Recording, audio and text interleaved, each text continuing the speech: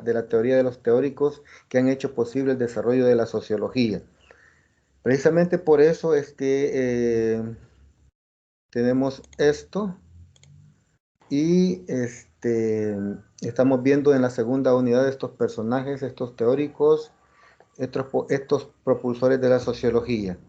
Vamos quizás por cuestión de tiempo, vamos a dar inicio con el primer equipo, los compañeros y compañeros que están con el sociólogo Durkheim. ¿Están listas o listos?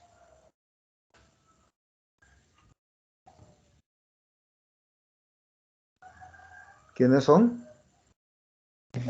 Sí, Lick, aquí Buenos estamos. días, Lick. Ustedes van a compartir, ¿verdad? Sí, De acuerdo. Bueno, somos todo oídos. Por favor, cualquier pregunta que tengan, compañeros que estamos escuchando, háganla. O si los compañeros quieren preguntarles directamente o, bueno, cualquier comentario que surja, ¿verdad? Por favor, hagámoslo. Y así salimos de todas las dudas.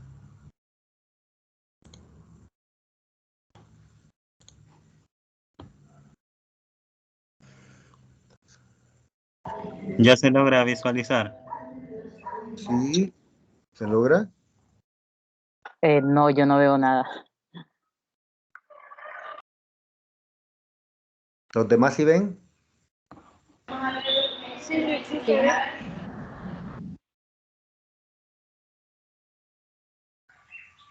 ¿Hoy sí ve, compañera?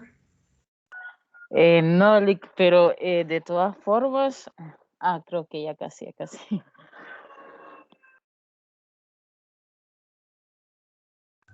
Bueno, ahorita sí, ya. De acuerdo. Comencemos. Bueno, tengan todos muy buenos días, Lick y compañeros de la cátedra. Nosotros somos el grupo número 3, ¿verdad? En esta ocasión nos tocó hablar de un teórico más, y es de Emily Durkheim. El grupo de nosotros pues está compuesto por Evelyn García, Diego Alberto Hernández Escobar, Roxana Patricia Rafaelano y mi persona. El siguiente, por favor.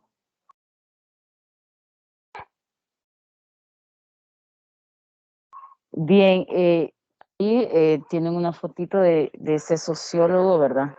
Conocido como Emile Durkheim, quien es en realidad pues un sociólogo y antropólogo francés.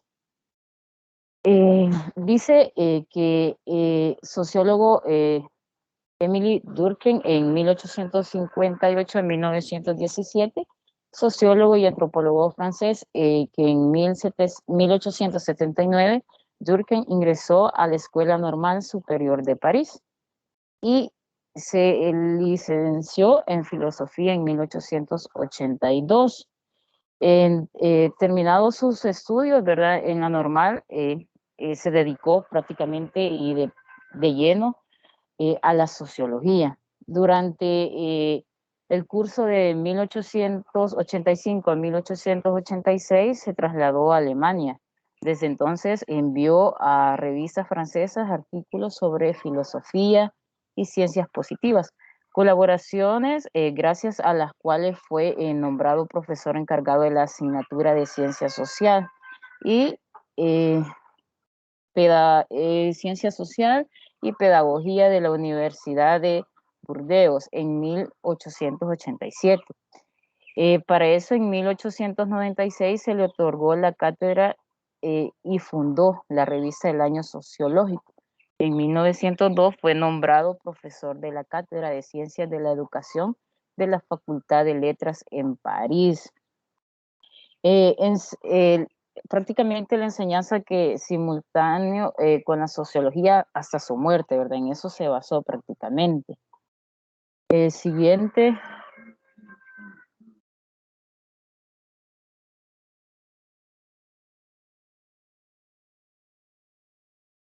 Luego nos habla sobre las principales obras de Durkheim que fueron. Dentro de esas, pues tenemos la primera obra importante de Durkheim, es su tesis doctoral de la división social del trabajo en 1893.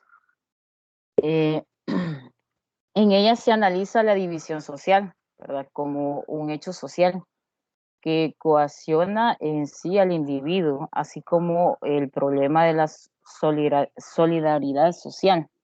Para ello, en 1895 publicó su segunda obra fundamental, Las reglas del método sociológico, que constituye un verdadero breviario de sociología. Aquí nos habla que en ella Durkheim propone dos tesis centrales, sin que la sociología no sería una ciencia. Más bien, se debe tener un objeto específico de estudio, a diferencia de la filosofía o la psicología. El objeto de estudio de la sociología son los hechos sociales y de hecho se debe respetar y aplicar un método objetivo científico reconocido, lo más próximo posible a las ciencias exactas. Este método debe evitar a toda costa los prejuicios y juicios subjetivos.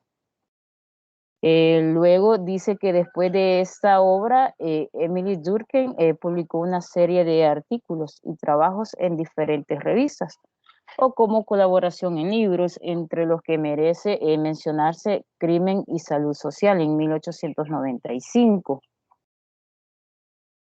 Acá pues Durkheim define el crimen como el acto, ¿verdad?, que ofende estados fuertes y precisos de la conciencia colectiva, y el criminal como un agente imprescindible para la revitalización de la cohesión social, por cuanto eso posibilita la reafirmación normativa del lazo social. Para él, pues el castigo penal constituye un ritual público y violento que interpelando sentimientos y creencias comunes. Además de esto, pues ratifica, ¿verdad?, la posición trascendente de los valores en los que en un conjunto se reconoce como tal. También habla sobre la prohibición del incesto y sus orígenes en 1896, definición de fenómenos religiosos de 1879 a 1898, sobre el totemismo en 1901 y formas elementales de vida religiosa de 1912. Todo eso, ¿verdad? Nos ayuda a que en lo que él analiza ciertos fenómenos religiosos e inicia una exploración en el terreno de la sociología del conocimiento. Partiendo de todo eso, pues vamos a ver un punto más que nos habla sobre la sociología de Durkheim. Dice que es el francés Emile Durkheim uno de los fundadores de la sociología moderna y utilizó pues métodos científicos para aproximarse al estudio de los grupos sociales. Durkheim creía que los individuos son el producto de fuerzas sociales complejas y no pueden entenderse fuera del contexto social en el que viven. Formuló el término de conciencia colectiva para describir el carácter de una sociedad particular. Si bien Durkheim conciencia colectiva difiere totalmente de las conciencias individuales que la forman, todo y cuando aplicando ese concepto, ¿verdad?, en su obra El suicidio, un estudio sociológico en 1897. Además de eso, pues Durkheim intentó demostrar las razones por las que los individuos cometen suicidio, analizando pues las tasas de suicidio llegó a la conclusión de que ese acto es producto de un profundo conflicto relacionado con el medio social exterior. Creo que ya siguen mis otros compañeros.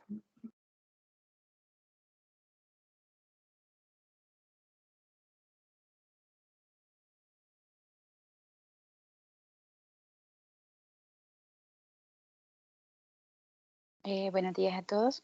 Esa diapositiva, compañero, es la que acaba de explicar la compañera.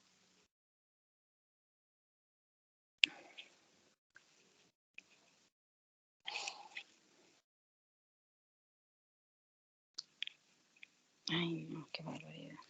Okay.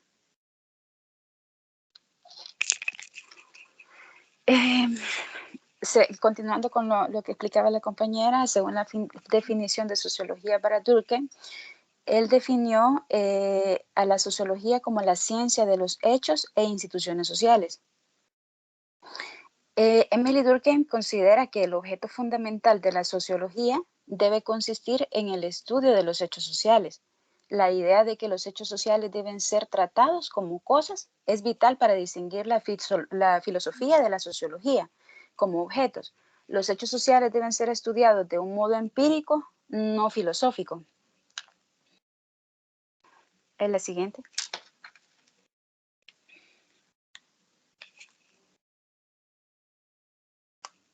No, compañero, es en los hechos y las instituciones, si no me equivoco.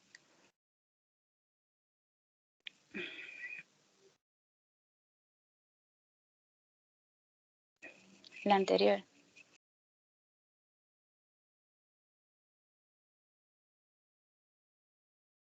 Sí, en este caso aquí aparece lo que es un pequeño esquema.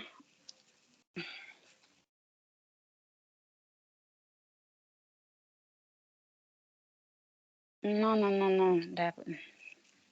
sé si es que se le están pasando las diapositivas pero va para atrás. Ahí, exacto. Ahí van a disculpar. En El este problema caso, con el internet, compañera, es que creo que a ustedes les está llegando un poquito más tarde. Así que ok, disculpe. no hay Creo problema. que eso es, por eso hay esa confusión. Sí, en ese caso acá dice definición de sociología para Durkheim, que es lo que acabo de mencionar. Él lo dividía en los hechos sociales, que son la manera de actuar, pensar y de sentir de un grupo de individuos. En eso el ejemplo sería las normas morales y religiosas, las observaciones familiares. En las instituciones sociales son consideradas como creencias y grupos de conducta establecidos por la vida colectiva del grupo. Un ejemplo de ello sería el matrimonio, en ese caso, el Estado y la escuela. Siguiente, compañero.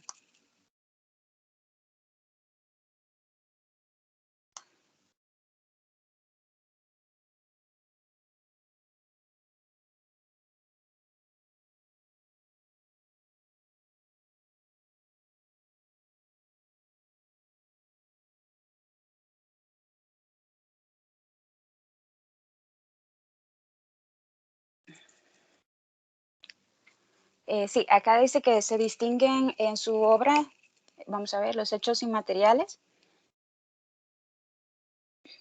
Residen en cierto modo en la mente del actor. Por ello, para distinguir de los hechos psicológicos, se ha de pensar en ello como coercitivos y externos. Hay que considerar que tanto algunos hechos sociales como los psicológicos existen dentro de la conciencia y entre ellas Durkheim considera que mientras los sociólogos se interesan por las normas y los valores, los psicólogos se afanan en temas como los instintos humanos, por tanto en fenómenos más primarios, por decirlo de alguna manera. La siguiente.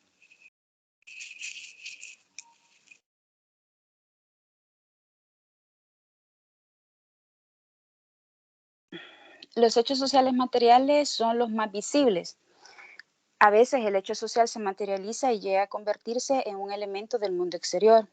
La arquitectura sería un ejemplo de hecho social material, pero a lo que el gran sociólogo da mayor importancia hasta convertirlo en un núcleo de su obra es el análisis de los hechos sociales inmateriales.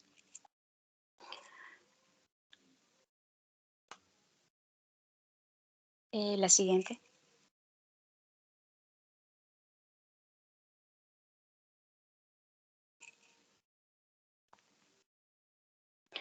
Durkheim se esfuerza por organizar los hechos sociales en distintos niveles de realidad social. Los hechos sociales materiales tienen prioridad en la teoría sociológica de Durkheim, precisamente porque influyen en los inmateriales fundamentales en dicha teoría. En este caso, los principales niveles de la realidad social serían en este caso los hechos sociales materiales, la sociedad, los componentes estructurales de la sociedad, como son las instituciones, los componentes morfológicos de la sociedad, como distribución de la población o canales de comunicación, los hechos sociales inmateriales, la moralidad, conciencia colectiva, representaciones colectivas y las corrientes sociales. Continúa mi compañera Vanessa con la división del trabajo en la sociedad.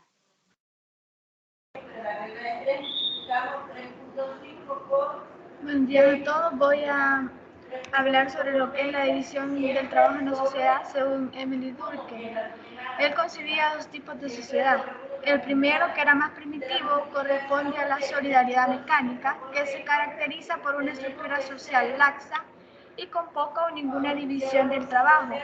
Por el contrario, la solidaridad orgánica es un tipo más moderno y representa una división del trabajo mayor y más refinada. La división del trabajo es un hecho social material que indica hasta qué punto se han especializado las tareas y responsabilidades. En este punto, los cambios en la división del trabajo han sido fundamentales en la estructura de la sociedad.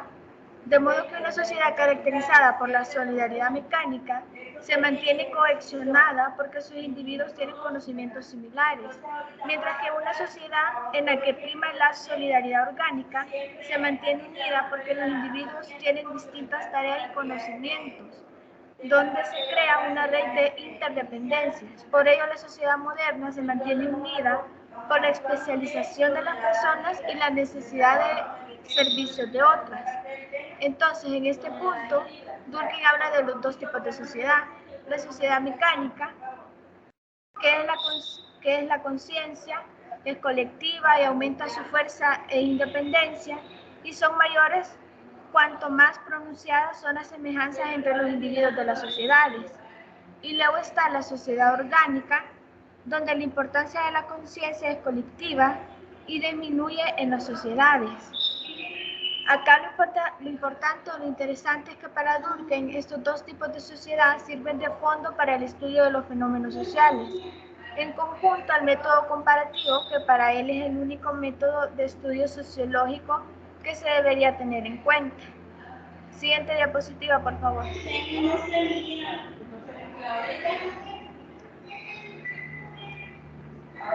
La densidad dinámica. Este concepto de Durkheim hace referencia a la cantidad de individuos que forman una sociedad y al grado de interacción que realizan entre sí.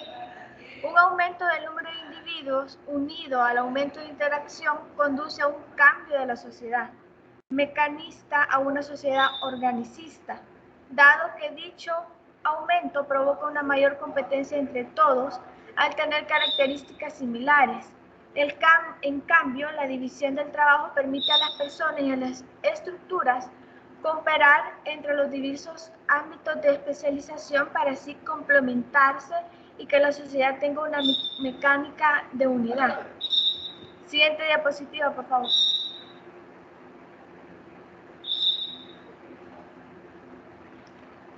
El derecho para Durkheim. Una sociedad mecánica se caracteriza por un derecho represivo. Cualquier ataque a su sistema de valores compartido es algo de gran importancia para la mayoría de los individuos, por lo que el transgresor suele ser castigado muy severamente si se considera que su acción es una ofensa contra el sistema moral colectivo. En cambio, una sociedad de solidaridad orgánica se caracteriza por el derecho restitutivo a los individuos. Se les pide que cumplan con la ley o que restituyan a aquellos a los que resultan perjudicados por sus acciones.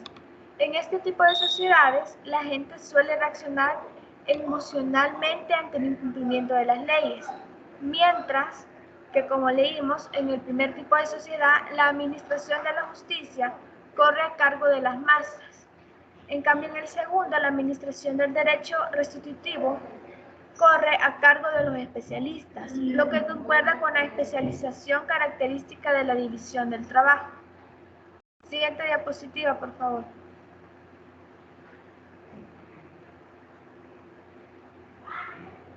La anomía. Durkheim elaboró el concepto de anomia, que es un tipo de desviación, o son las personas que son disidentes o los que no están de acuerdo, son los que rompen con el equilibrio funcional del estado y por consiguiente caen en el estado anormal. Un ejemplo de esto son los que viven en una sociedad y no rompen con armonía social ideal, que tienen salud, y el que la rompe y el que no la acepta cae dentro de una enfermedad social y cae en el estado de anomía, es decir, en un estado anormal. Los individuos que enfrentan anomía carecen de concepto claro de lo que es una conducta apropiada y aceptable y de lo contrario a esto.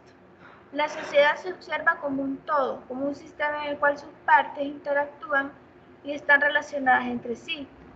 Esto puede ser considerado como una estructura parcial, compuesta por subgrupos que ejercen una influencia definitiva en los cambios o alteraciones de la estructura social total. Continúa con la exposición mi compañero Diego.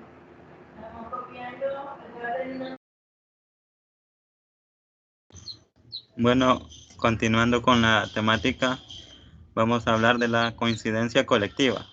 Dice Durkheim, el conjunto de creencias y sentimientos comunes al término medio de los miembros de una misma sociedad forman un sistema determinado que tiene vida propia.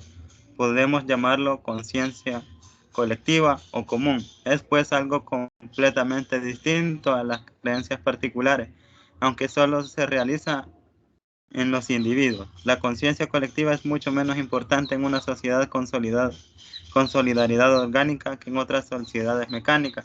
Como veníamos hablando, para Durkheim es más que los miembros de una sociedad moderna, es más probable que estas sociedades modernas se mantengan unidas por la división del trabajo y la necesidad que otros realicen ciertas funciones mediante una conciencia colectiva poderosa.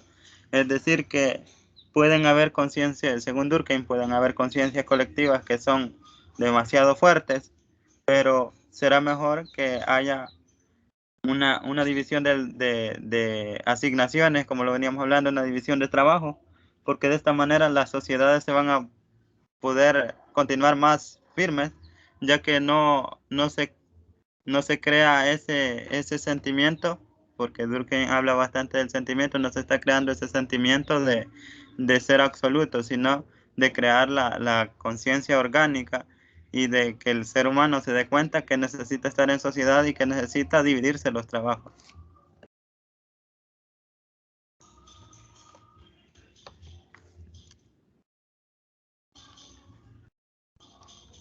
En la coincidencia colectiva vamos a encontrar 4 dimensiones, y estas son planteadas por Anthony Giddens, que señala que la conciencia colectiva difiere de los 2 tipos de sociedades en 4 dimensiones. Estas son la rigidez, el volumen y la intensidad.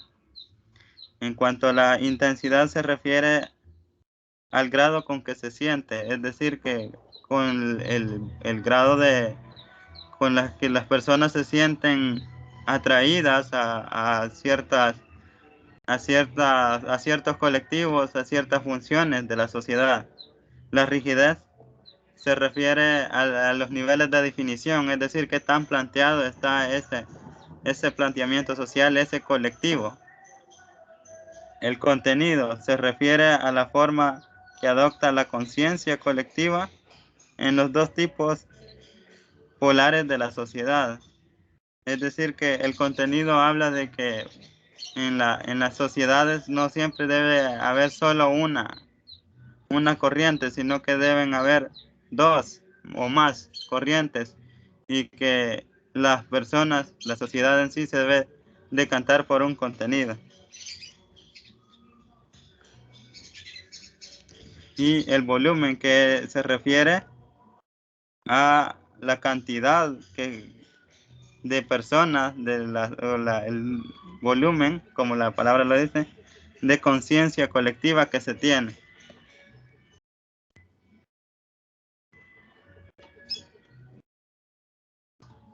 La representación colectiva. La idea de coincidencia colectiva es un tanto vaga. Debido a ello, Durkheim abandona progresivamente que conceptúen a favor de otros, mucho más concreto y específico. Las representaciones colectivas, estas pueden ser consideradas estados específicos o substratos de la conciencia colectiva. Dicho concepto puede utilizarse de forma tanto general como particular y permite a Durkheim definir los hechos sociales inmateriales de forma más concreta que con la idea nebulosa de coincidencia colectiva.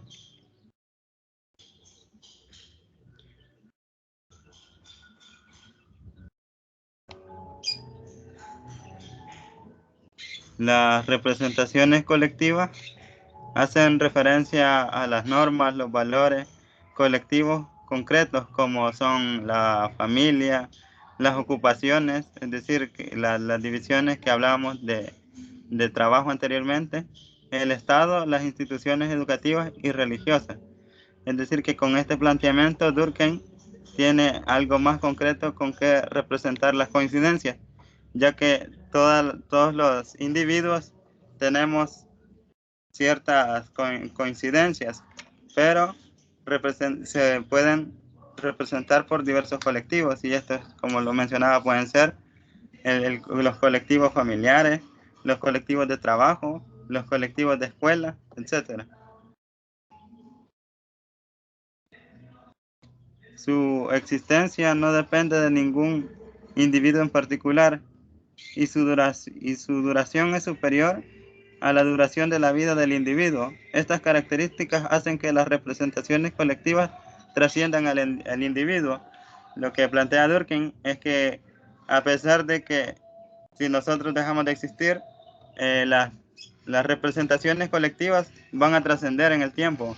Es decir, no porque se mueran nuestras generaciones o nosotros, van a dejar de existir las representaciones colectivas. Estas siempre van a seguir existiendo porque van a trascender. El trabajo siempre va a seguir, la escuela siempre va a seguir, que va a ir cambiando, sí, pero siempre va a ir siguiendo, es decir, va a trascender y no se va a quedar en una determinada época. Por todo ello, las representaciones colectivas constituyen la idea central de los hechos sociales inmateriales de Emile Durkheim.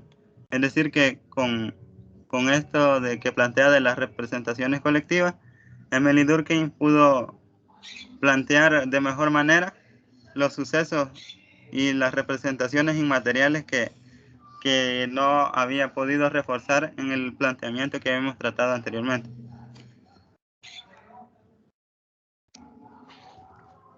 Totemismo. El totemismo es la religión no determinada de animales u hombres o imágenes, sino de una especie que de fuerza anónima e impersonal. El totemismo es la representación simbólica de la conciencia colectiva y de la coincidencia colectiva y la conciencia colectiva. A su vez, se deriva de la sociedad.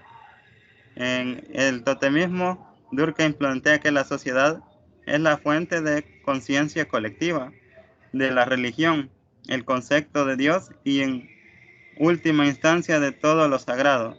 Es decir, que para Durkheim tenía un planteamiento bastante religioso, bastante moral, se podría decir, en el que él consideraba que la fuente de conciencia colectiva era la familia, y que esta a su vez se iba a representar en un grupo social, en una representación colectiva más grande, que es la religión, y que iba a ampliar el concepto de Dios, y en una última instancia de lo que es lo sagrado de la religión, y que implica otros valores.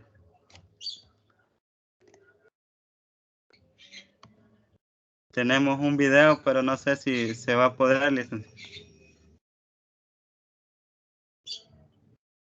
Por supuesto de que sí, no hay ningún problema. Ok, entonces voy a tratar de que se vea el video.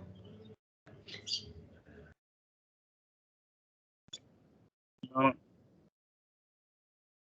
no sé si se escucha el video.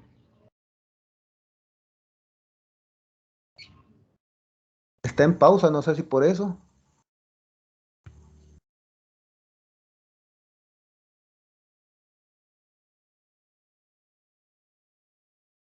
No, no se escucha. Ok, voy a intentar volver a proyectar.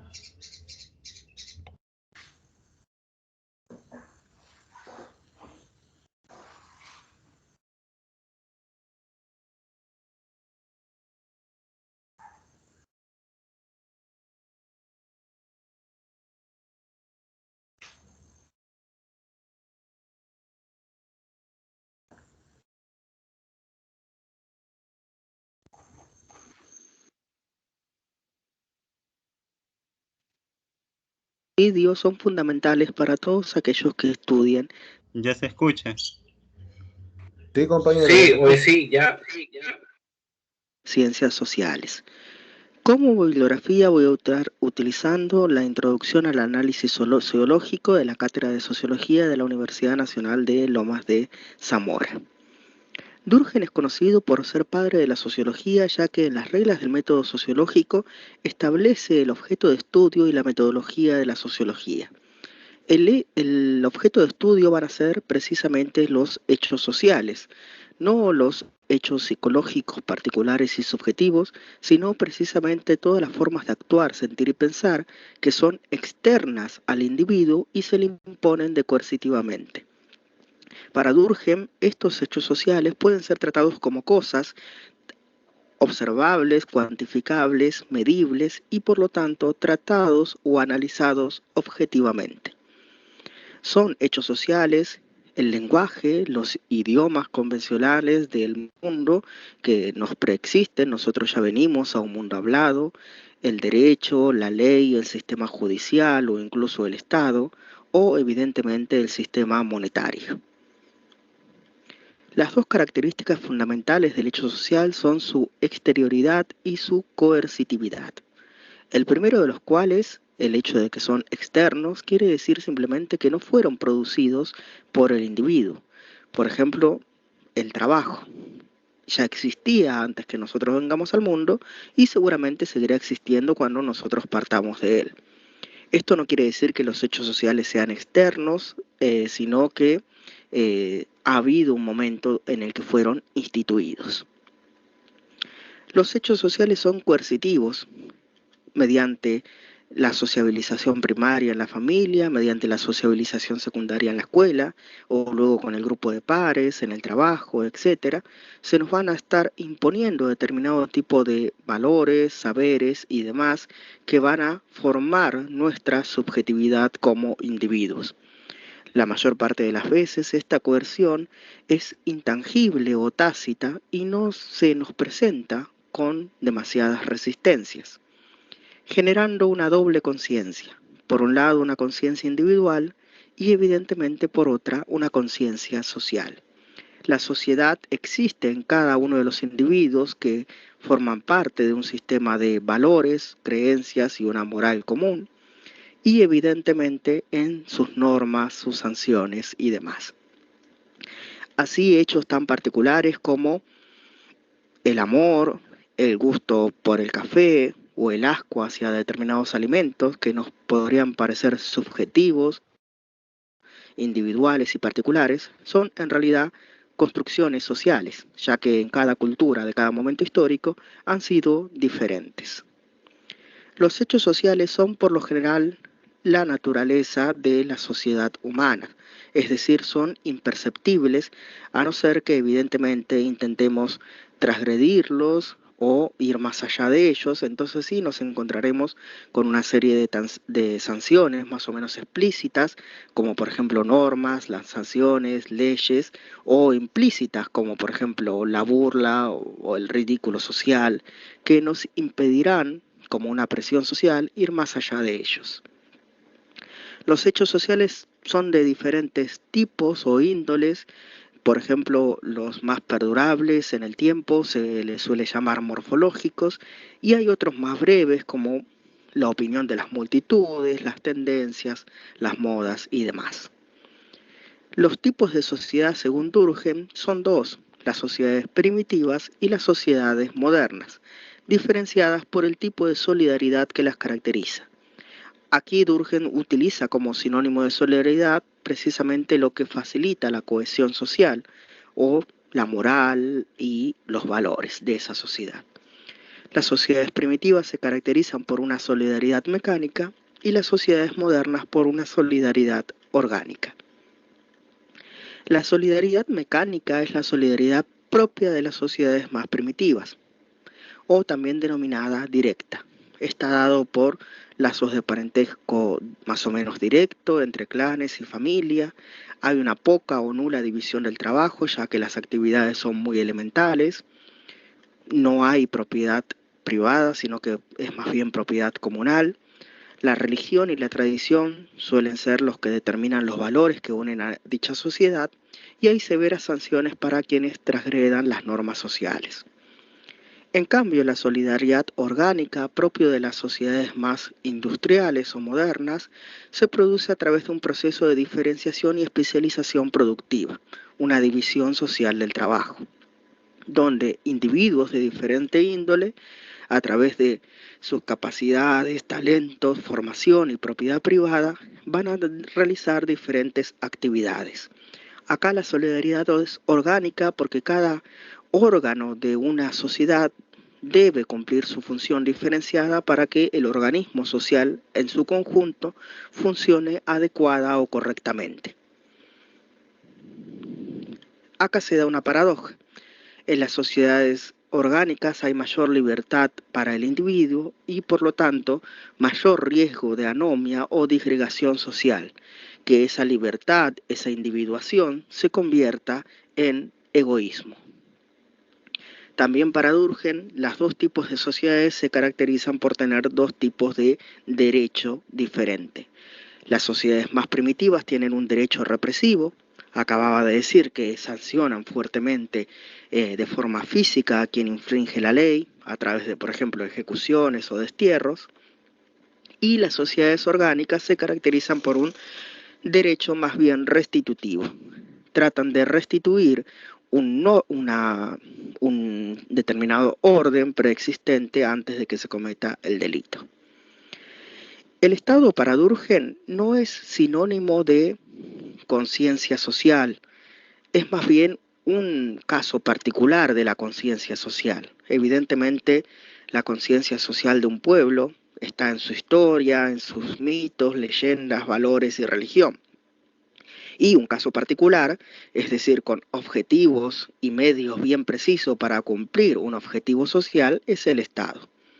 El Estado debe adecuarse junto con los grupos secundarios, es decir, asociaciones de gremios y de profesionales, para lograr cohesionar los objetivos individuales y de cada profesional con los objetivos comunes del Estado. La educación para Durkheim tiene que ser en primera instancia una educación moral, en los valores sociales, de respeto y observancia de la ley, del conocimiento, el trabajo, la ciencia, del respeto a las libertades individuales y evidentemente de solidaridad, confraternidad o condolerse con el padecimiento también ajeno. Sin embargo, esta educación, que tiene que ser primaria y universal a través de, por ejemplo, la educación pública, estatal, costeada por el Estado, facilitada por el Estado, tiene su correlato en una educación secundaria, que es la que está básicamente facilitada por las asociaciones o grupos de personas que son como gremios o profesionales que darán una formación, una capacitación al obrero, al empleado primario de la agricultura, al gerente, al político y demás, cada uno de los sectores y clases diferenciadas de una sociedad para que puedan cumplir con su objetivo, sabiendo que eso conlleva un valor o una norma moral, es decir, contribuyen al bien común de la sociedad y que cada uno pueda sentirse realizado en la labor que está desempeñando. Por último, para Durkheim, el suicidio tiene más que causas psicológicas, sino causas sociales. El suicidio egoísta es cuando la persona no está bien integrada al sistema social. El fatalista es cuando, por el contrario, el sistema social es demasiado exigente en su estructura para con la persona. El suicidio altruista es cuando está tan bien integrado que está perfectamente dispuesto a renunciarse a su individualidad en pos del bien común, por ejemplo, el héroe de guerra. Y el anómico es precisamente cuando se ha desintegrado las normas sociales mediante, por ejemplo, una crisis económica, un desahucio, la pérdida del trabajo y la imposibilidad de ver un futuro. Hasta aquí nuestro brevísimo, curioso y caótico repaso por toda la teoría de Durkheim para los que están estudiando ciencias sociales. Si te ha gustado, por favor, compártelo. De esa forma me ayudas muchísimo en la divulgación de este canal.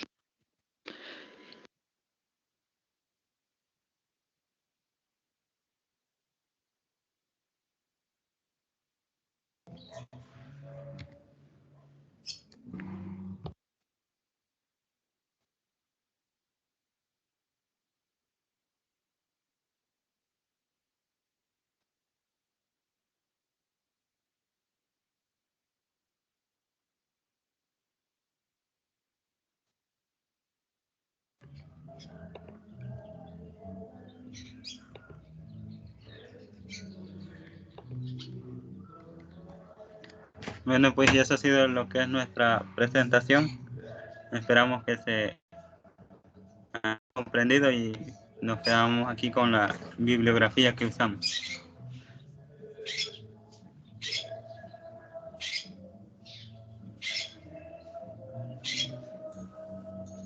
Bien, compañeros, ¿hay alguna pregunta? Ahí están el grupo que dispuesto a responder. Si tienen alguna pregunta sobre Durkheim.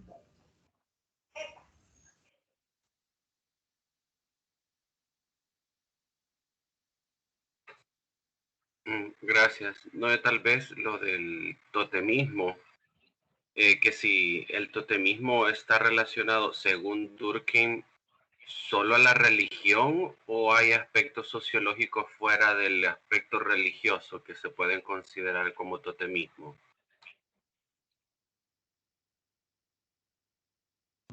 Sí, hay aspectos sociales porque Durkheim también aborda y pone como aspecto principal no a la religión, sino a la familia, y a partir de la familia es donde se crea el concepto religioso, por lo cual sí tiene una relación social, pero básicamente es una representación religiosa.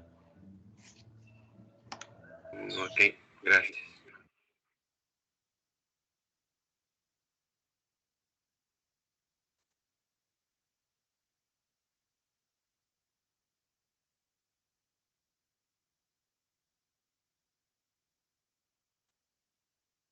Tiene apagado el micrófono, Lick.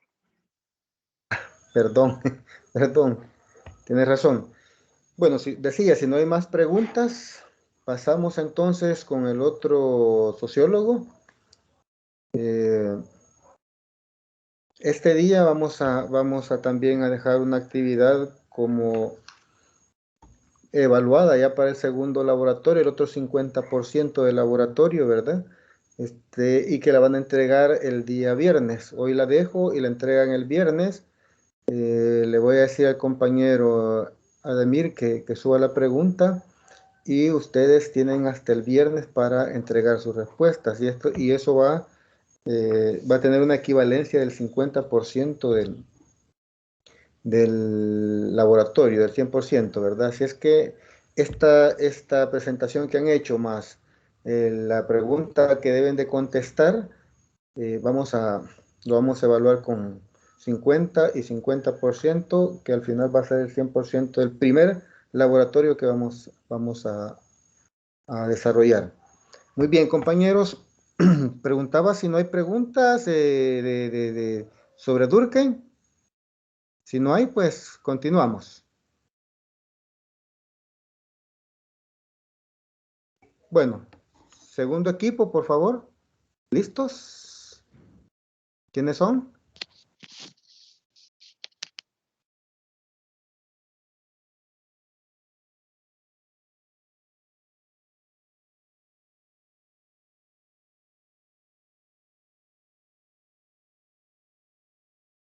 Sí, compañeros.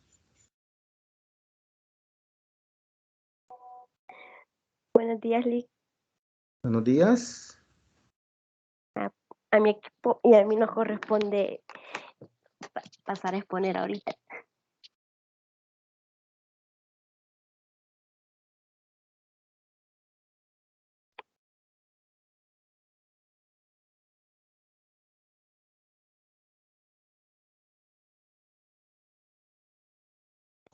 Adelante, adelante. Ahorita, Lick. Hola, buenos días. Vamos a comenzar nuestra exposición sobre Max Weber. Siguiente diapositiva, por favor.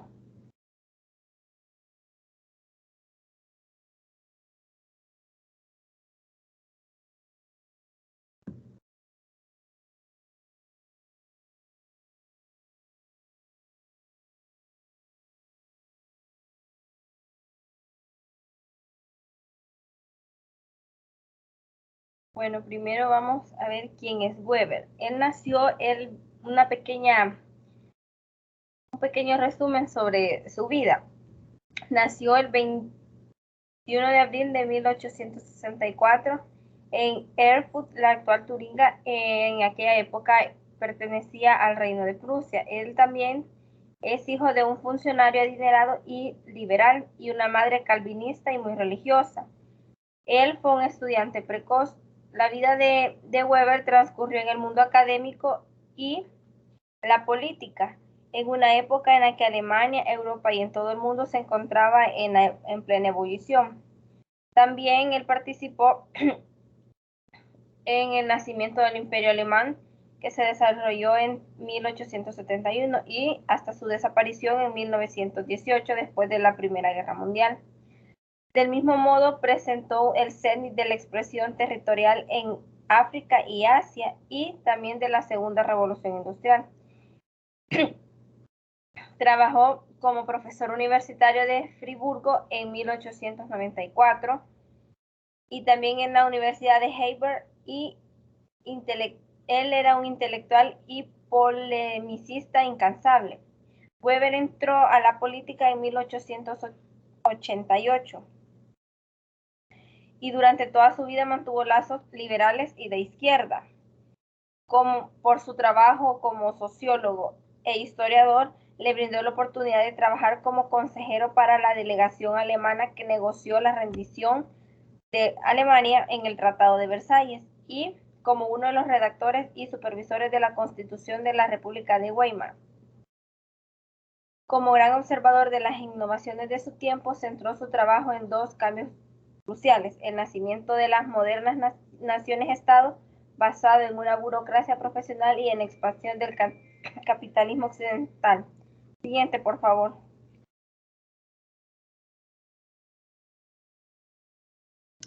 Ahora les voy a hablar sobre Max Weber y un poco sobre su teoría. Este sociólogo aplicó la metodología de la sociología a diferentes campos, como el derecho, la política, la religión y también la economía. Tenía un pensamiento que se caracterizaba por ser antipositivista, herméutico e idealista. Weber tenía como objetivo entender la interrelación que se produce entre los factores que contribuyen a la fundación de la estructura social, subrayando que es importante el papel de los elementos culturales y la mentalidad o ética colectiva, esto a lo largo de una historia. Weber también destacó la racionalización para ser una clave para el desarrollo de la civilización occidental. Él identifica la racionalidad basada en la burocracia como el motor de este proceso. También Weber consideró que la conducta del ser humano se encuentra guiada y ligada por la cultura y la religión de donde éste procede. Entonces, a partir de este pensamiento, se elabora la teoría de la burocracia de Max Weber, por lo que establece las condiciones mediante que las personas que ostentan el poder legitiman su estatus de dominación y cómo las personas se someten a él. Ahorita va a continuar mi compañera.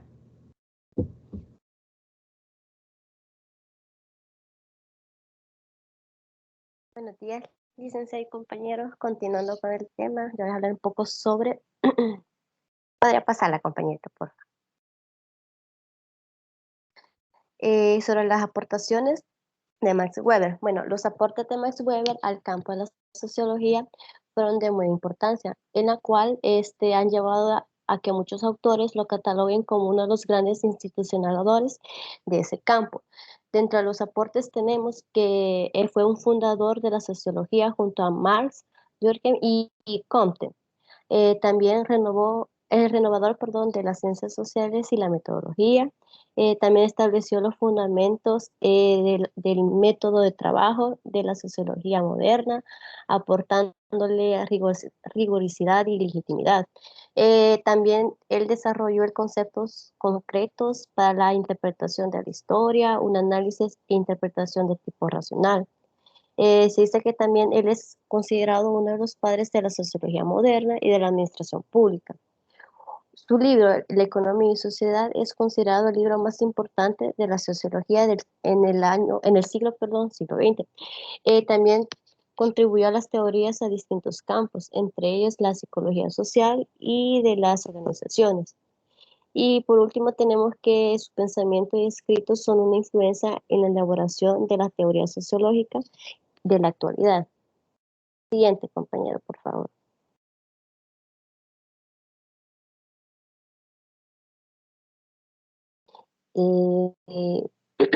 Perdón. Dentro del pensamiento de Max Weber, dice que es uno de los grandes intelectuales de la edad contemporánea.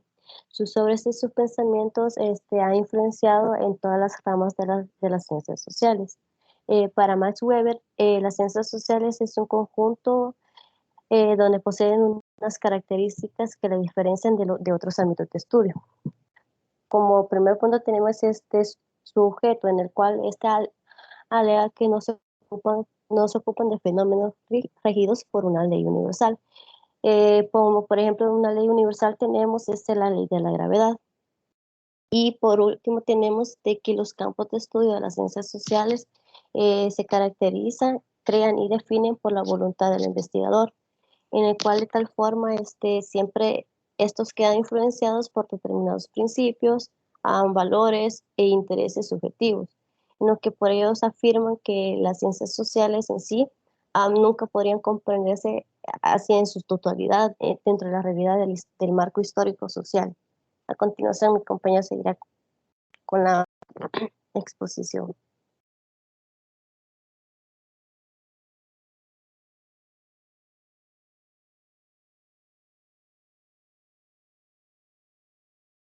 Sí, bueno, ética protestante y el espíritu del capitalismo. La investigación metodológica llevada a cabo por Weber encontró una aplicación concreta en uno de sus trabajos fundamentales. Esta obra fue publicada como una colección de ensayos, pero ha sido considerada como Marx de la burguesía. Vamos a definir un poco lo que decía Marx del capitalismo. Son como hábitos e ideas que favorecen el comportamiento racional para alcanzar el éxito económico y maximizar las ganancias. Pues Weber propone lo que realmente hizo posible fue un conjunto de ideas religiosas del protestanismo, especialmente el calvinismo, creado por Juan Calvino. Weber nota que los países protestantes son igual a los ricos y los países católicos eran pobres. Además de eso, ve que el protestantismo está en el lugar geográfico que el capitalismo nació. Pues analiza cómo los católicos son capaces de confesar sus pecados y ser perdonados por parte de los sacerdotes, mientras que los protestantes creen que solo Dios es capaz de perdonar hasta el día del juicio. Para esto Calvino impuso la idea de la necesidad de de comprobar la fe con el trabajo duro. Esto los orientaba a la práctica del ascetismo. Bueno, el ascetismo es un estilo de vida austero y de renuncia a placeres materiales, con el fin de adquirir hábitos que conduzcan a la perfección moral, espiritual. Explica que uno nunca debe de gastar el dinero en lujos mientras tiene que reinvertir en su negocio. Todo excedente ganado, Calvino alega que ser bueno en los negocios es mejor visto a los ojos de Dios, y la riqueza, por el contrario, se veía como algo poco ético. Pues nota que el catolicismo ve el trabajo como castigo y el protestantismo ve el trabajo como una bendición. El trabajo no como una bendición ni como castigo, sino como el fin que el capitalismo necesita para que, bueno, necesita, que es una acumulación de capital. Bueno, vemos también en lo que es el racionalismo económico, el cual se refería en buscar la productividad, y es con el mínimo trabajo y con el máximo beneficio. En si la búsqueda de la riqueza era mala para obtenerla como resultado del trabajo, era una señal de bendición de Dios. Es así como la vida puritana favoreció al desarrollo de la vida económica burguesa racional. Pues Weber dice que esta ética surgió un sistema de capitalismo que ya no requería de valores ascéticos para sostenerse. Estos valores se convirtieron en el espíritu capitalista y ahora todos los vemos obligados a seguir. Sin embargo, Weber no cuenta la historia de cómo surgió el sistema capitalista y por qué mecanismos los valores puritanos y ascéticos fueron reemplazados. Esto sugiere una brecha en el modelo teórico de Weber. Bueno, a manera de conclusión, vemos que cuando el capitalismo prospera, lo hace porque la gente ha adoptado e internalizado ciertos valores. La meta no es la acumulación de capital, ni el despilfarramiento de los recursos, sino más bien un tema de vocación y el amor por el trabajo que desempeña. Creemos que el trabajo duro debe ser parte de la generación de riqueza, pero debe de existir un balance entre el disfrutado de la riqueza y de no generarla. Se puede decir que algunos países no logran tener éxito en el capitalismo porque no se sienten lo suficientemente ansiosos. Podemos interpretar que la cuestión decisiva para la economía no es la tasa de inflación, sino la cultura que nos rodea. Siguiente, por favor.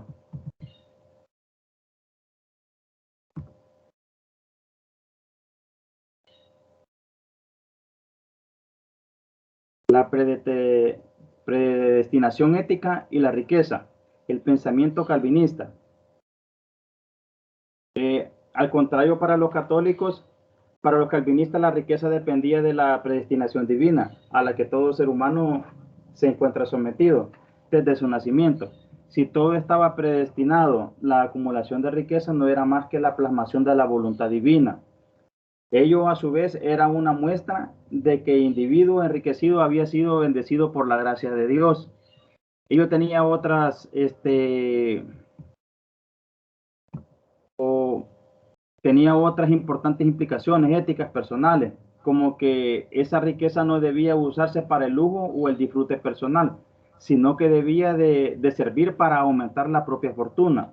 Bueno, explicaba según Weber que el típico aspecto resignado y demacrado de los puritanos, ya que incluso los que poseían riquezas debían seguir trabajando y manteniendo una vida austera para mayor gloria de Dios. Pues los aspectos típicos de la mentalidad capitalista y la burguesa estaban cargados de significado religioso protestante, entre ellos la laboriosidad, el celo, el rechazo al lujo, la adopción de una conducta rígida, metódica de la vida. Bueno, una rama del protestantismo, el calvinismo, proporciona esta explicación. Los calvinistas creen en la predestinación, que Dios ya ha determinado quién es salvo y condenado. A medida que se desarrolló el calvinismo, surgió una profunda necesidad psicológica de pistas sobre si uno realmente era salvo, y los calvinistas buscaron pistas sobre su éxito en la actividad mundana. Por lo tanto, llegaron a valorar la ganancia y el éxito material como signos de favor de Dios. Bueno, como vemos acá, la salvación, ellos decían que la salvación celestial para los calvinistas debe de buscarse en un accionar sistematizado de buenas obras, ya que al ser elegidos por Dios, estos deben agradarle, y encontrar actividades que lo lleven a la vida eterna, toda vez que el creyente predestinadamente será con sus hechos concretos. Y vemos que el católico es más tranquilo, dice, dotado de menor impulso adquisitivo, prefiere una vida bien asegurada, aún en riesgo de obtener menos riesgos, a una vida en continuo peligro y exaltación por la eventualidad adquisición de honores y riqueza. Bueno, vemos que se destaca que la mayor producción de los protestantes significaba que ganaban más que los católicos, pero estos últimos gastaban más. Por ello, Weber concluye señalando que la acumulación capitalista nace directamente de la ética protestante, no por sus doctrinas condonen la adquisición de riquezas, sino de lo contrario, inadvertidamente pensaba que la dedicación a la profesión y el poco gasto agradaban a Dios. Continúa la siguiente compañera.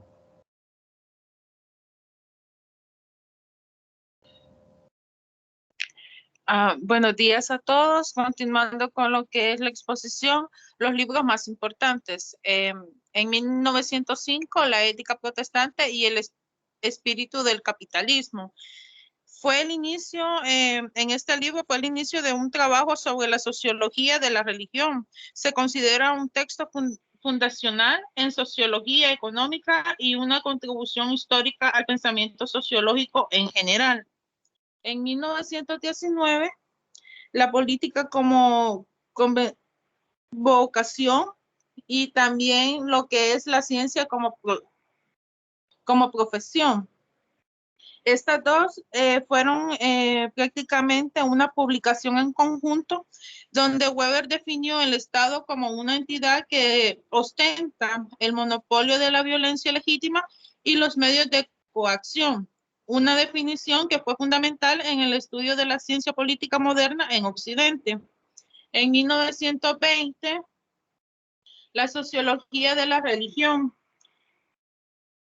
En este libro, él argumenta que la religión fue uno de los aspectos más importantes que influyeron en el desarrollo de las culturas occidental y oriental. En 1922 se hizo una recopilación igual de sus libros de la economía y sociedad y los conceptos básicos en sociología. Esto fue la suma más completa y sistemática de sus dos ideas y conceptos sobre lo que era la economía y los conceptos en sociología. En 1923, Historia Económica General como planteamiento universal de la lucha de clases y el apocalíptico desmoronamiento del sistema capitalista. En 1949, prácticamente como su último libro, La metodología de las ciencias sociales, donde este pretende realizar un informe de campo de la didáctica de la metodología de las ciencias sociales. O sea, a lo que estudian las ciencias sociales, o sea, el comportamiento del hombre en la sociedad y sus formas de organización. Siguiente diapositiva, compañero.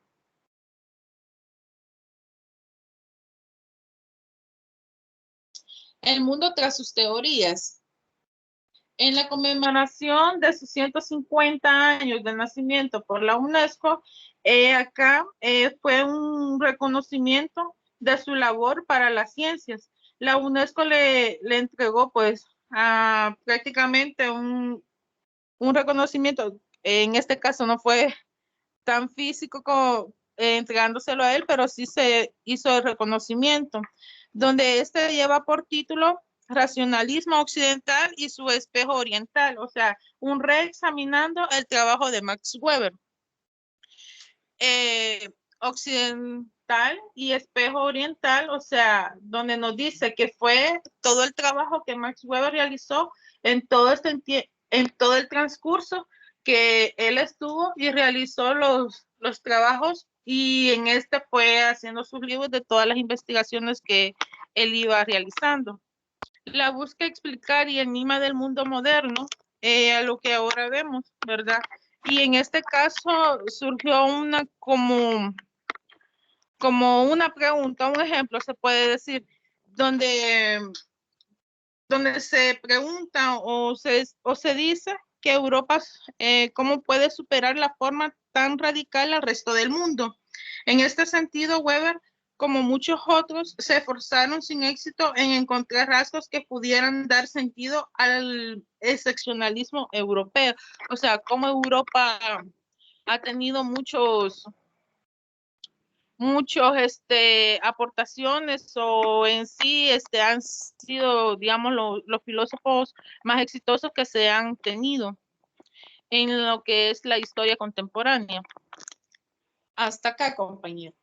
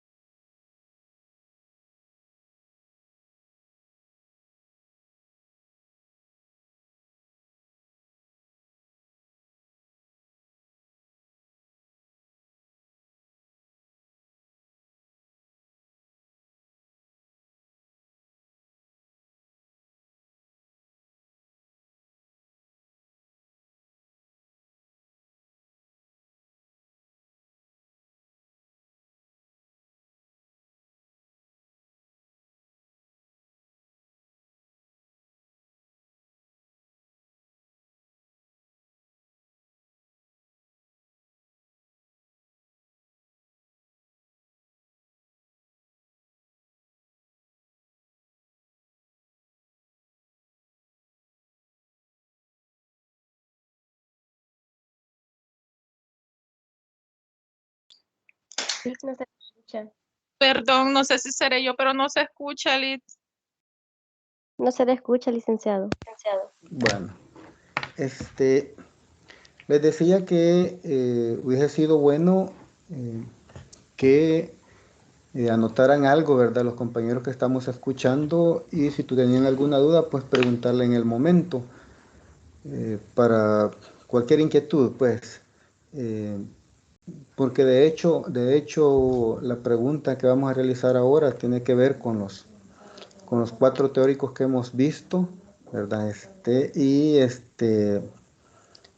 No sé, realmente no sé qué dice el equipo. ¿Tiene alguna pregunta hacia los compañeros? Y es que miren,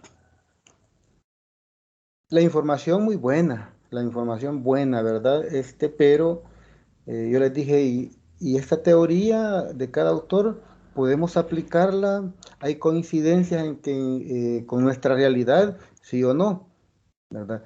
Yo les dije, podemos decir a los compañeros en el momento que están exponiendo, mire, tengo una pregunta. Los compañeros incluso pueden preguntar para que sea más dinámico. Yo siento que ese objetivo no lo cumplimos, ¿verdad? Ese era como un diálogo que nosotros deberíamos de hacer entre todos.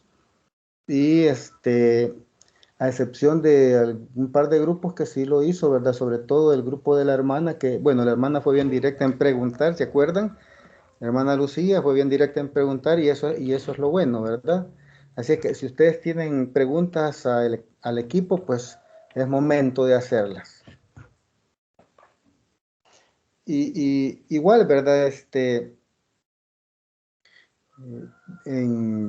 Ustedes saben pues que información de esto hay una gran cantidad de documentos, de libros. De hecho, en la biblioteca hay varios libros que se titulan teoría sociológica, que prácticamente hablan sobre eso. Oigan bien, teoría sociológica.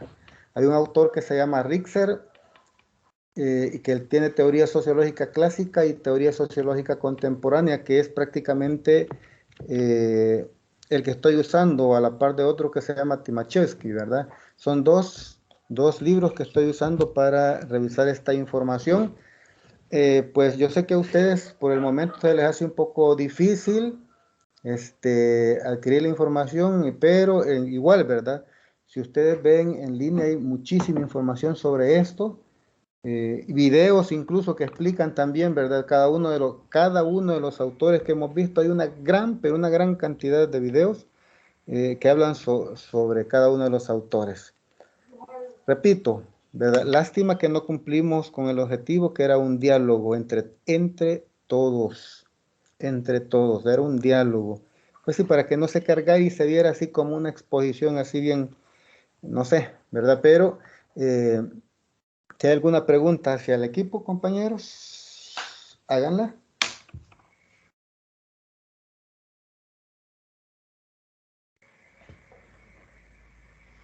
Si no, pues solamente decirles que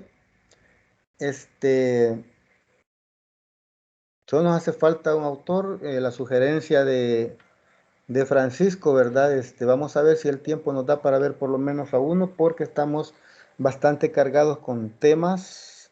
No sé si nos va a dar para ver algún sociólogo latinoamericano, si él tiene alguna sugerencia de revisar uno o dos, pero así súper rápido, ¿verdad? Porque, repito, para la próxima jornada, que es mañana, igual tenemos a Mart. De Mart podemos decir muchísimo también, muchísimo. Créanme que no solamente en esta clase, ¿verdad? En una jornada, perdón, sino que podemos hablar varias jornadas solamente de Mart. Así es que no hay nada más que decir, compañeros.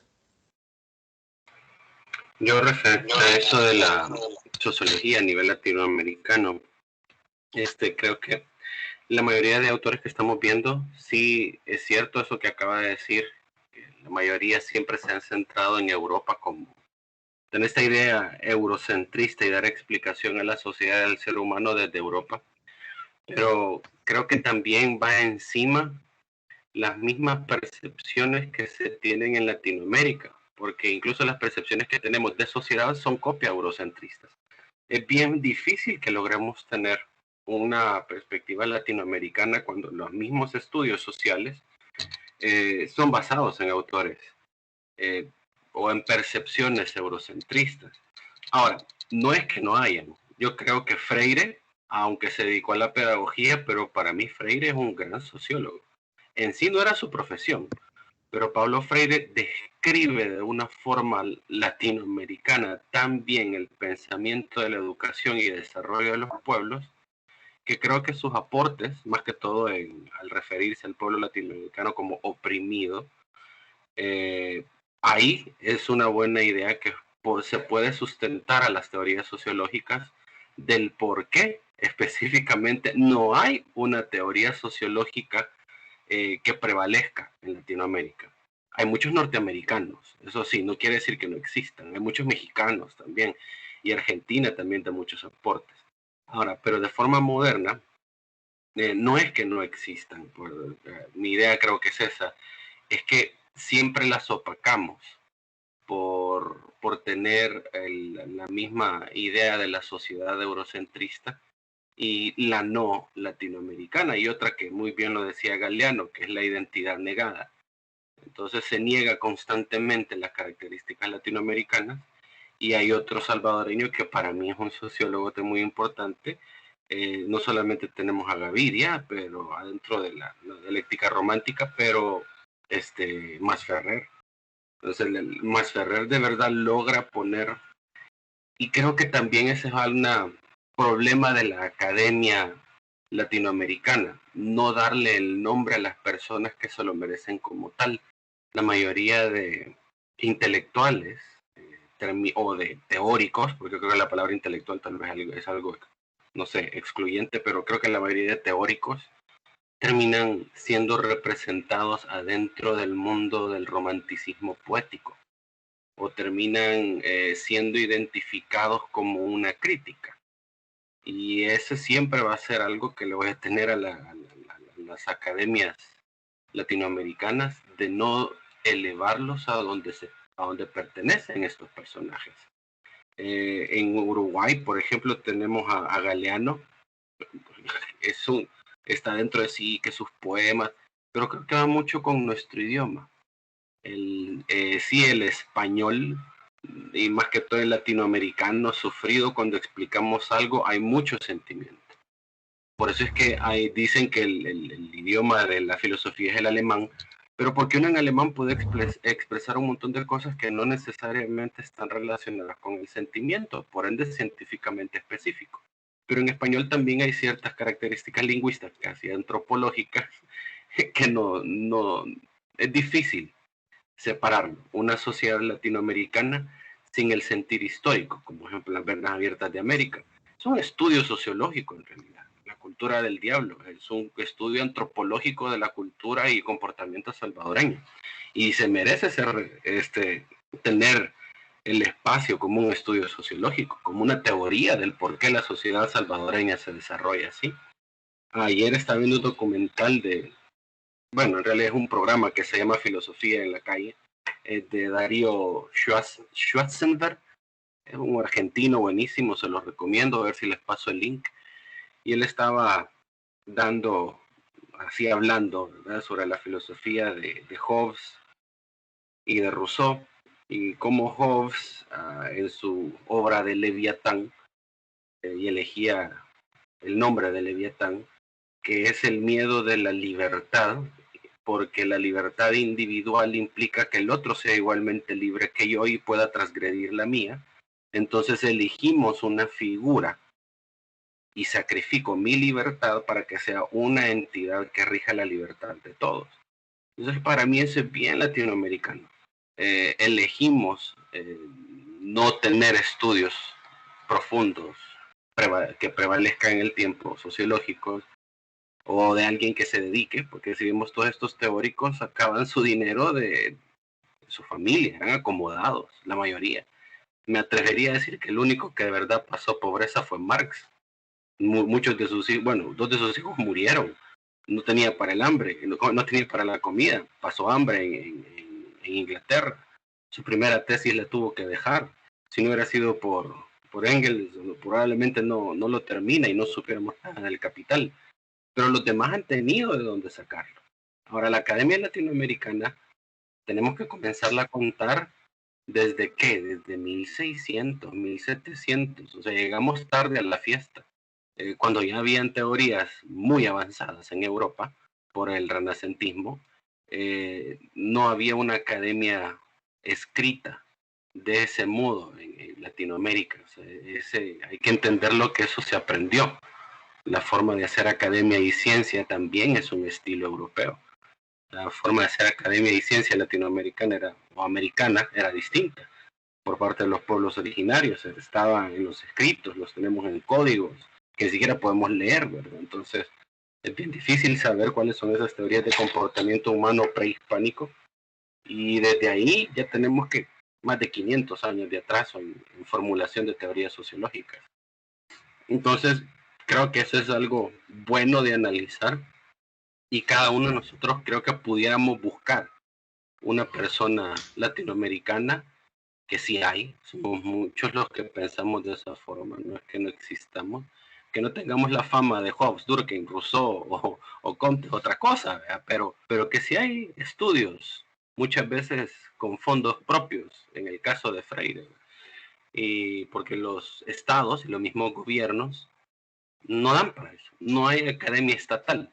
Creo que la única academia estatal que existió fue hace más de 100 o 200 años. Y fue rapidito que se deshizo. Y los demás han sido impulsos minoritarios. Entonces creo que esa es una buena forma de ver la teoría sociológica, comenzando del por qué no hay más teorías sociológicas latinoamericanas de las que actualmente tenemos, o de las consideradas adentro de los poemas, cantos y ese romanticismo característico de América Latina. Pero sí hay muchos, y no quiero ser malinterpretado, pero creo que un sociólogo muy grande fue Chávez, y también Fidel en su tiempo. El formular una vida distinta en Latinoamérica, fuera de intervenciones, formar una economía en una isla, sin recursos, a base de diplomacia, trabajo interno, o sea, se requiere de estudio científico. No es algo político. Quiero desvincular a Castro de lo político y ponerlo en sí como una teoría sociológica pegada. Otro, aunque fuera médico, también fue Allende. Lograr formular una sociedad democrática con cambios directos, teniendo y basándose en la salud, creo que nunca hemos tenido después del otro igual. Y así pudiéramos seguir. Creo que todos esos aportes podríamos tomarlos como incompletos para que los agarremos nosotros. ¿Quién quita si de este grupo sale un teórico sociólogo o alguien que formule una teoría sociológica latinoamericana con ese sabor científico? Correcto. Fíjese que yo sé que tiene toda la razón, ¿verdad?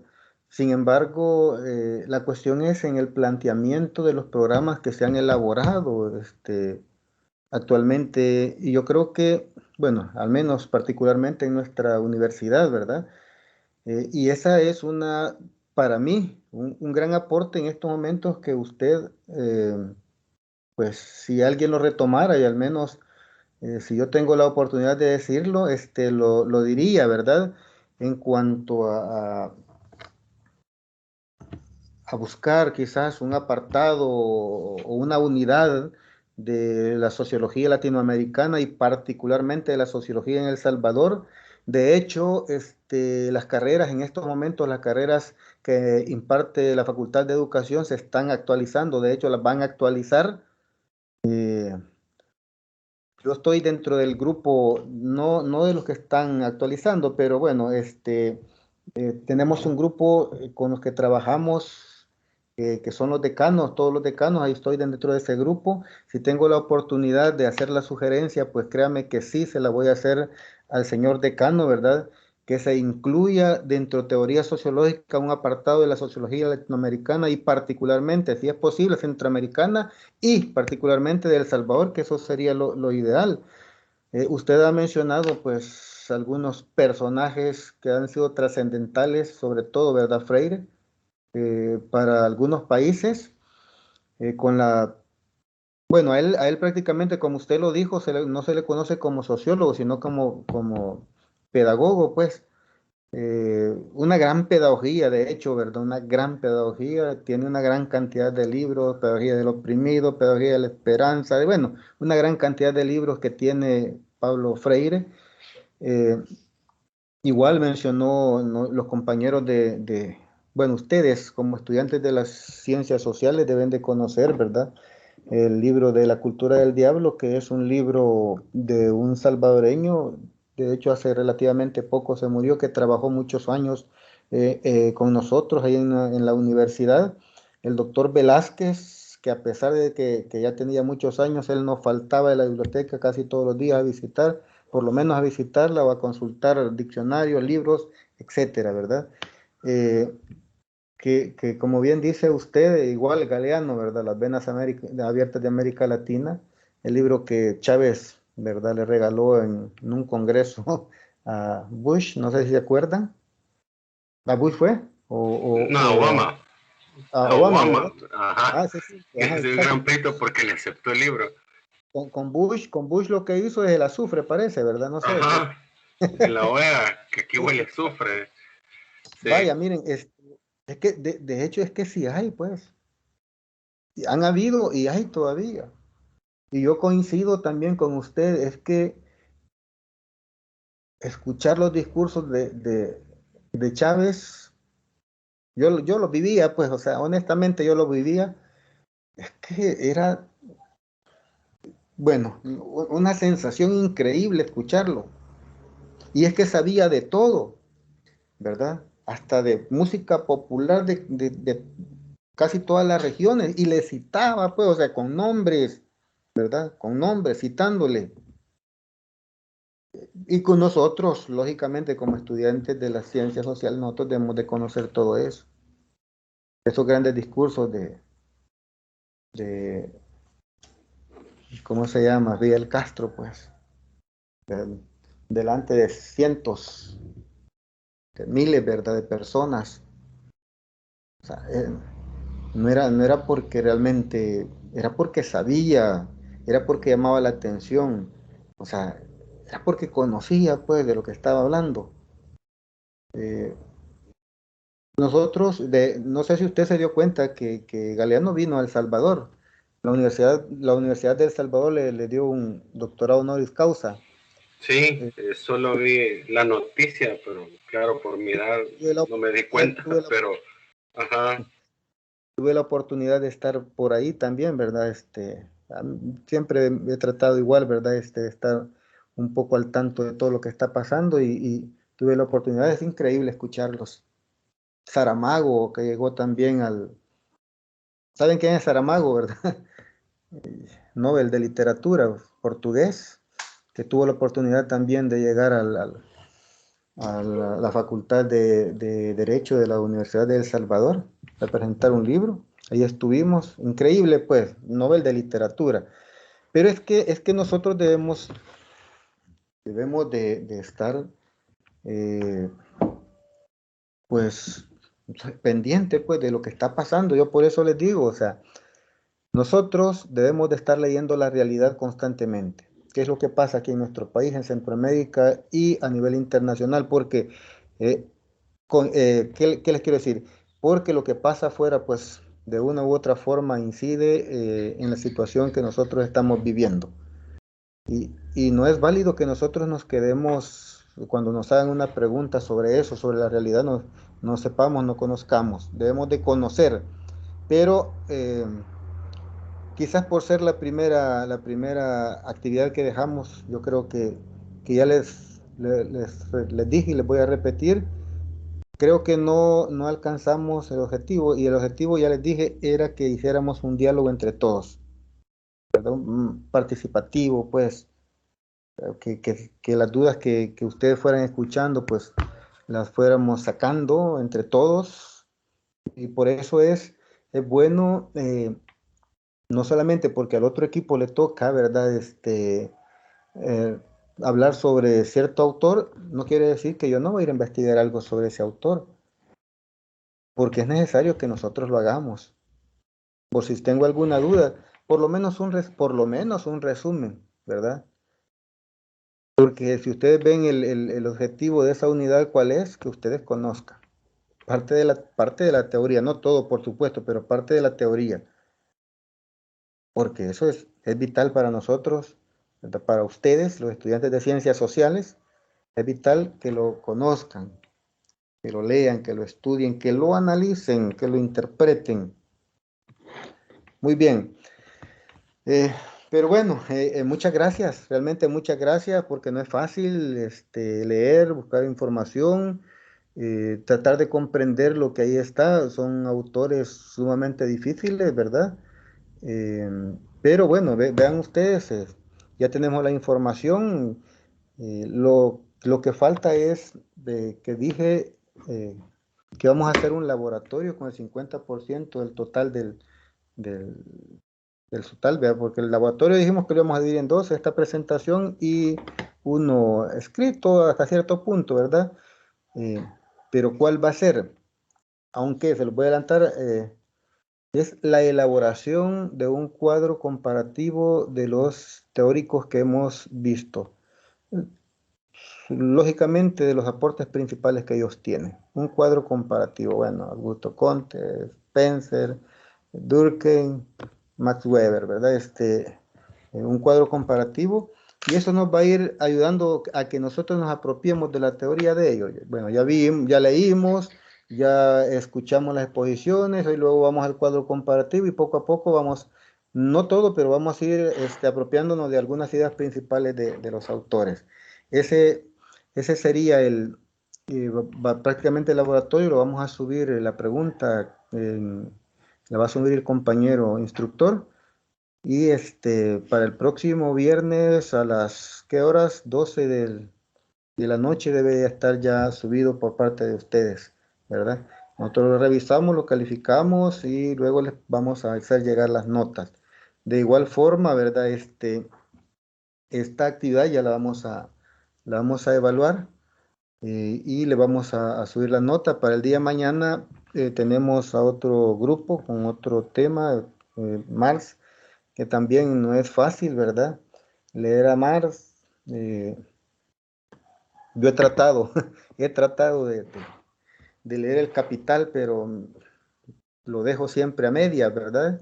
Porque no es fácil leer a Marx, pero bueno, hay muchos compromisos también y ahí estamos, siempre por lo menos medio revisando algunas cosas de estos autores. Si no hay alguna pregunta de algo relacionado a la clase, compañeros, faltan 8 minutos, es momento de que hagamos algunas preguntas, si es que las hay, ¿verdad? O hagamos algún comentario o alguna aportación que ustedes quieran hacer. Y la idea del compañero, por lo menos podríamos hacer como un ejercicio, ¿verdad? De hablar de algún pensador, ¿verdad? Puede ser de cualquier país latinoamericano. Podemos tomarnos ciertos minutos, unos 15 minutos, no sé, para hablar un poco concreto sobre cada uno de los autores que ustedes consideren que han hecho un aporte a la sociedad, ¿verdad? Importantes, pues, por supuesto, y podemos hacerlo como ejercicio. No está dentro del programa, pero sí sería muy importante, ¿verdad? Es más, hace unos días, no sé si ustedes se dieron cuenta, hubo una ponencia sobre ¿cómo se llama? ¿Qué? El brasileño, Pablo Freire. Hubo una ponencia, no sé si ustedes la vieron, por una doctora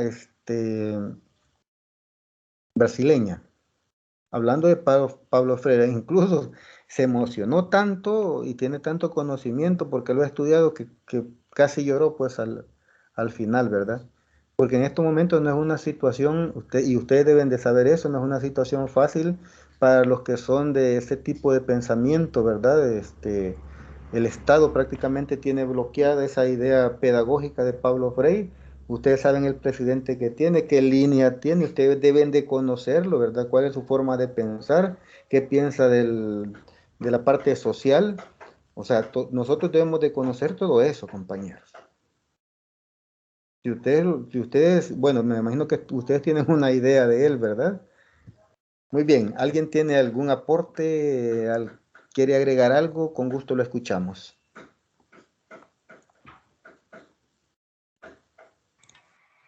Le voy a compartir el nombre de este señor Darío Schwarzenberg, no sé, no lo puedo, para que lo vean. Tiene canales en YouTube. Él es más que todo de filosofía, pero aborda todos los teóricos que hemos visto de una forma bien amigable. Quiere decir, lo analiza a nuestra forma de entender. Es argentino y quisiera ya también poner un nombre que también yo lo he estado leyendo. Se llama Atilio Borón. Es un sociólogo argentino, todavía está vivo. Entonces Atilio Borón busca o tiene la perspectiva de la sociología desde las influencias de los terratenientes y derechistas. Entonces, él no es que los critique o sea de ellos, pero ve el inicio y concibe las naciones americanas directamente desde el punto de vista económico. Entonces, toda su teoría se basa en dar explicación a nuestra forma de vivir, directamente relacionada por lo económico, tanto que hemos participado como explotados o como queriendo superarnos y salir. Entonces, se los recomiendo. Buenísimo el video de él también. Se llama Atilio Borón, solamente. Muy bien, gracias, compañero. Eso significa que tampoco, como dijo el compañero, no es que se menosprecie, ¿verdad? De hecho, yo estuve leyendo un sociólogo francés casi al inicio de la pandemia, que precisamente hablaba sobre la situación social, ¿verdad? En relación a la pandemia, pero lo enfocaba en las personas más pobres, pues. O sea, el hecho de encerrarnos, pues sí, pero ¿quiénes se ven más afectados? Decía él, ¿verdad? Cuando hay un encierro, por supuesto. Y cuando empiezan a trabajar, ¿quiénes salen a trabajar? O sea, desde ese punto de vista, como dijo el compañero, ¿verdad? No es que no, claro, la teoría de ellos está vigente, pues, y tiene mucha relación con lo que está pasando, y son buenísimas teorías, pero también necesitamos conocer parte de lo nuestro. Muy bien, compañero. ¿Alguien más? más? ¿Alguien más? ¿Algún comentario?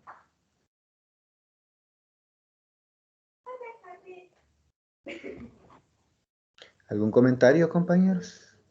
¿Alguna sugerencia? Pues yo siempre he dicho, estamos aquí a la disposición de ustedes. Cualquier sugerencia que quieran hacer, con gusto.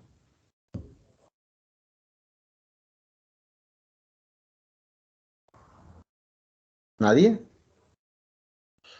Hoy están más callados que de costumbre. La hermana no la he escuchado ahora. La hermana Lucía, siempre. Jorge, Buenos días, licenciado, sí, aquí estoy. hoy no la había escuchado, hermana. A Jorge Sí, tampoco.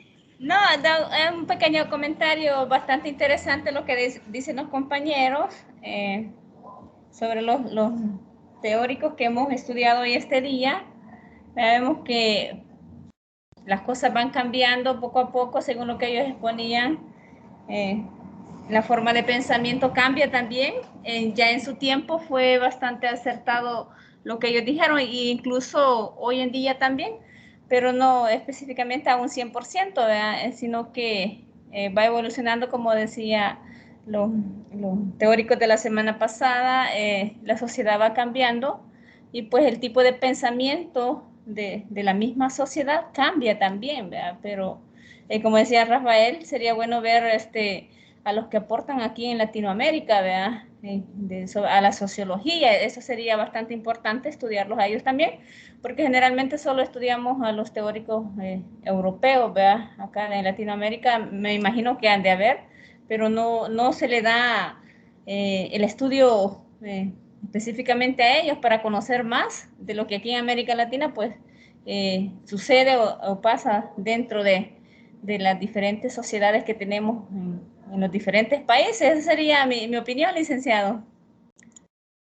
Bueno, muy bien, gracias, gracias, hermana Lucía. Sí, y es que tiene razón, Francisco, ¿verdad? E incluso fíjese que estaba viendo, si ustedes revisan libros sobre historia universal, quienes la cuentan, europeos, ¿verdad? Solo europeos. Antes, no sé cuánto, pero antes de la pandemia, hicieron una presentación de un libro en el equipo Maíz. Hicieron esa presentación que es una versión prácticamente vista desde el punto de vista de Latinoamérica. Son unos cubanos los que han elaborado ese libro, que sería muy bueno, ¿verdad? Que lo revisáramos, que leyéramos cuál es la visión de ellos sobre la historia universal, ¿verdad? Es una alternativa que tenemos para hacer un contraste de cómo visualizan la historia universal, de que cómo la ven los europeos, ¿verdad? Pero bueno, esos son temas aparte. Pero bueno, hermana Lucía, muchas gracias. Si no hay nada más que aportar, ¿verdad? Diego solo participó en la ponencia, nada más. Perdón, Sí, que puedo aprovechar que como no estoy todos los días en clase, de que hablando de esto sobre la percepción de la historia, hay una serie basada en el libro de Isabel Allende que se llama Inés del Alma Mía, y es sobre la ocupación, o bueno, la conquista de Chile por Valdivia. Entonces ahí salen, hay contexto, está bien ubicada históricamente, tengo que aceptarlo que no pensé que fuera así, pero vamos a lo mismo, es una autora chilena, entonces es latinoamericana. Al ver estas perspectivas latinoamericanas, yo creo que ahora mi percepción incluso de la conquista es distinta, porque ella lo pone desde la perspectiva de una española, pero aquí. Entonces se ve mucho más que todo el papel de la mujer negado en la conquista. Y creo que en Latinoamérica fue mucho mayor que en Europa, el papel que tuvieron las mujeres. Entonces se las recomiendo, así se llama, Inés del Alma Mía, son como 8 episodios nada más. Y vamos a lo mismo, que son perspectivas desde nuestro punto de vista, porque la historia, aunque se oiga feo, la hace el que gana. Entonces el que gana pone su versión a conveniencia. Entonces el que gana la guerra es héroe y el que la perdió era el tirano, aunque hubieran sido fuerzas iguales y haciendo lo mismo. Entonces sí, es bueno verlo, incluso para nosotros dentro de lo social y como una teoría sociológica, ver eso, ver la perspectiva latinoamericana de la misma historia. Así que buenísima también esa novela y también la recomiendo a ella. Isabel Allende tiene esa característica de ubicar históricamente muy bien todos sus libros. Muy bien. Muchas gracias entonces, compañeros. Nos vemos para el día de mañana, ¿verdad? Con otro teórico, también igual que esto, ¿verdad? De los más importantes, don Carlos Marx. Creo que ya los compañeros están listos para su ponencia. Nada más saludarlos, ¿verdad? Y que pasen un buen día y nos vemos mañana, compañeros. Cuídense. Muchas gracias, el día. Una pregunta. Diga. Y el día de hoy me agregaron al grupo de Teams y no sé nada acerca de lo que se está haciendo. Esta es la primera clase y creo que ya estuve como una semana intentando comunicarme con usted. Así que con eso de las presentaciones que están haciendo, ¿qué podría hacer? Va, si gusta quédese usted, y nosotros ponemos al día. Ok, está bien, gracias.